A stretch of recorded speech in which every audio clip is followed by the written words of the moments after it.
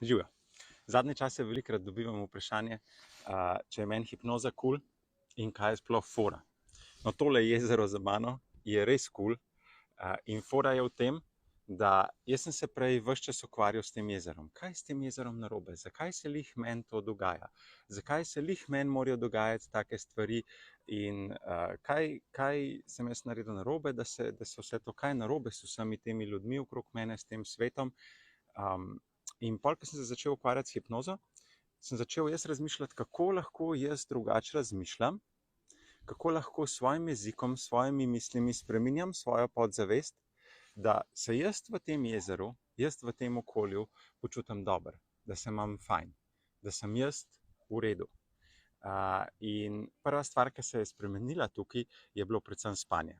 Prej sem imel 1000 enih misli, 1000 enih scenarijev mi je letel skozi glavo, strahov, slik, zgodb, in sem rabil 2 uri, preden sem zaspal. Zdaj si dam lepo cuf navodila, puf, zaspim, konc. In ker sem jaz ugotovil, kako lahko s svojimi mislimi, s svojim jezikom spreminjam svojo podzavest, vplivam na svoje strahove, na odpore, ki prihajajo iz tega, na motivacijo za to, da neke stvari počnem, kar naenkrat so se spremenili tudi odnosi z ljudmi okrog mene, predvsem govorim o učencih svojih, o poslovnih odnosih, o poslovnih partnerjih, z ljudmi, s katerimi sodelujem.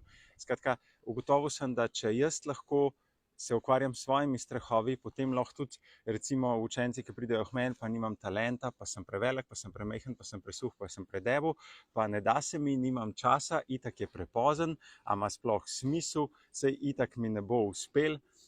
Skratka, z vsem tem se lahko soočam in njih soočam in jim pomagam do tega, da oni pridejo do rezultata bistveno hitreje, kot bi sicer.